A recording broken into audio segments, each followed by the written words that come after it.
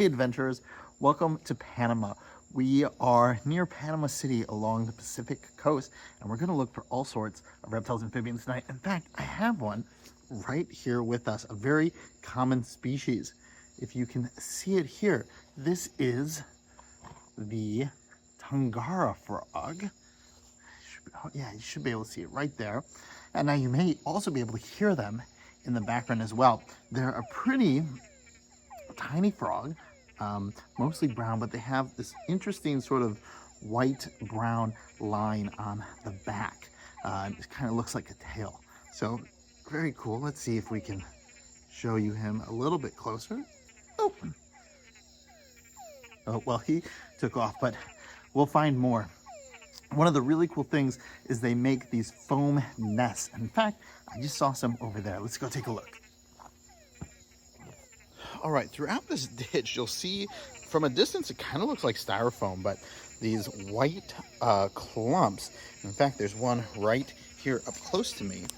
And if we get in a little closer, you can see that it's actually foam. So it's a bunch of bubbles. Now, the Túngara frogs, what they'll do is they'll secrete a substance, add air bubbles to it, and make these little foam pockets.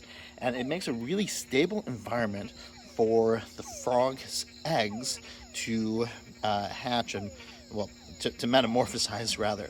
And so what this allows is a very stable environment. So you can see that this area has kind of dried up a bit, so it wouldn't necessarily be all that great for tadpoles, but that foam nest still has a lot of moisture, and so the tadpoles can grow in there as they turn into little frogs. So a really cool adaptation. In here, we can finally get a nice look at one of these Túngara frogs. And actually, there are two here. You can see they are mating, and now you can see sort of what they look like a little bit better, that light stripe near the tail. Now the male's on the back and the female is underneath.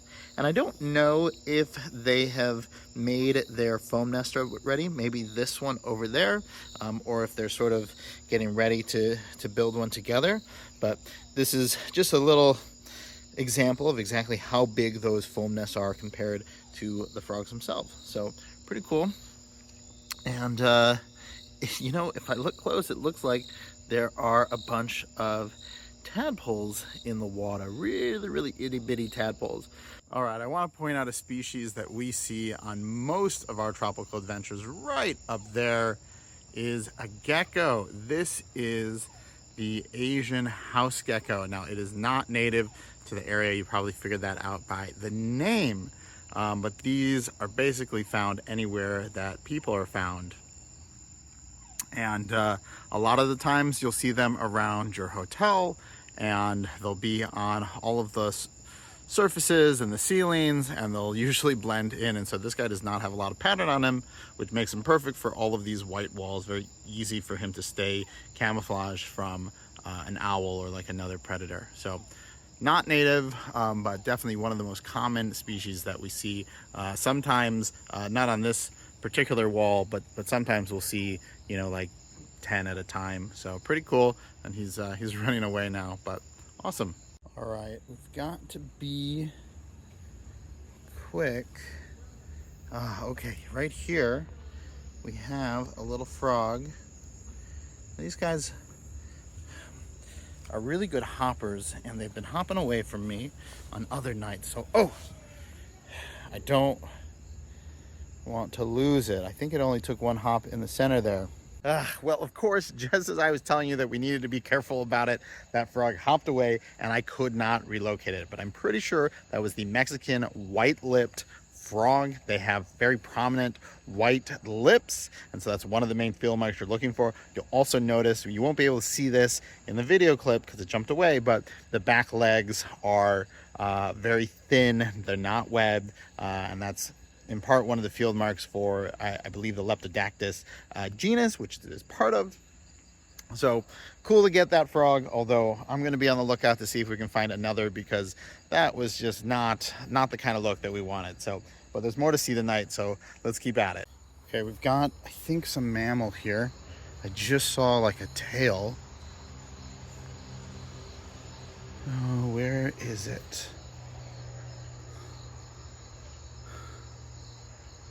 Oh, don't tell me you scampered off.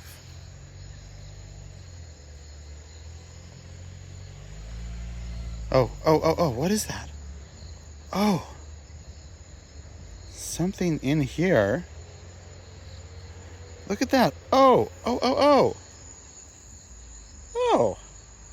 This is a 9-banded armadillo. Look at that. This is the same one that we have in the United States. I think so. I'll double check it later, but I'm pretty sure it's the same 9-banded armadillo. Look at that. And it looks like it's hunting some stuff. Very cool.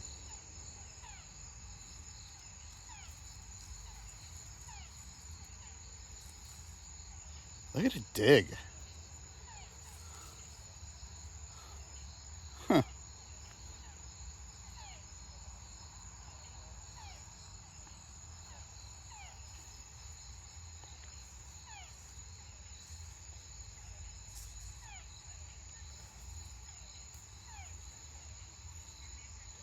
Well, very cool. It doesn't seem to be disturbed by us at all.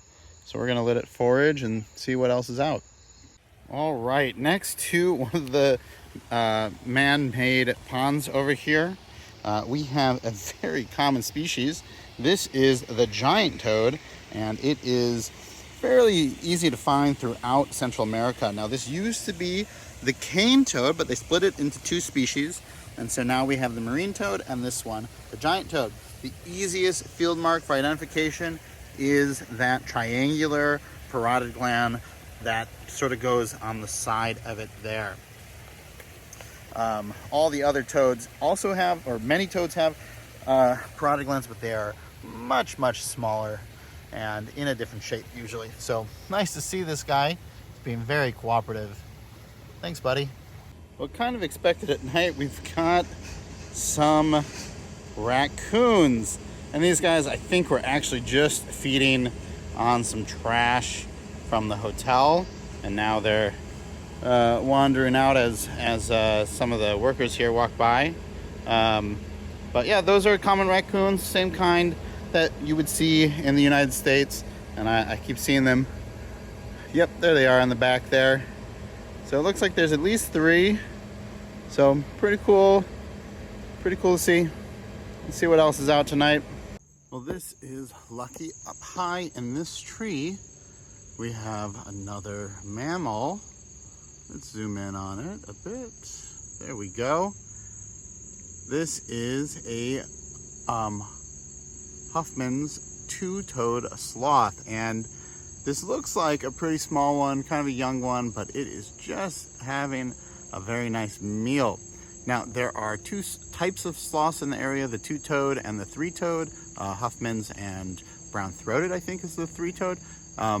You can easily tell the difference by looking at the front legs having different numbers, because the back legs for both species have 3 toes. These guys also don't have some of that like distinctive black markings on the face near the eyes that the 3-toed have. So very cool to see. These 2-toed sloths are also nocturnal, where the 3-toeds tend to be a little bit more diurnal, but they all move very slowly, sleep a lot anyway, so you can see them sort of being active really at any point, whether they're just like scratching themselves or but this guy seems to be feeding. Cool. Whoa, I seem to have arrived at the march of the hermit crabs. Look at all of these crabs. They just seem to be everywhere. They might, I don't know if they're eating these fruits or it's just a coincidence. One just hit me in the head. But these crabs are just running everywhere. That's kind of neat. Wow, there really are so many. This is really cool. All right, we got another giant toad here. This one, they can be quite variable in color. This one is quite yellow. The other one was quite black, but that's cool. You can still see the parotid gland on the side, very, very big. So cool. But we already took a close look at the other one, so we'll keep looking to see if there's more out tonight.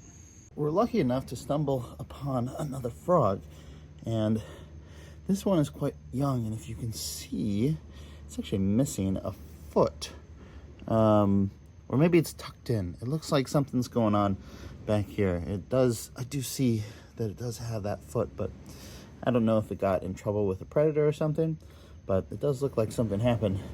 Now, I can see that white lip, so this is looking like another one of those Mexican white-lipped frogs. So that's cool, but one more guy hopping around. Since he does seem to have this leg issue, I'm just going to leave him be. Not going to bother him much.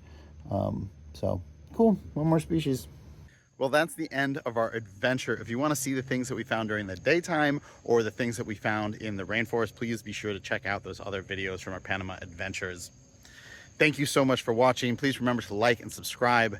I'm Greg Schechter. This is Schechter Natural History, and I'll see you in the field.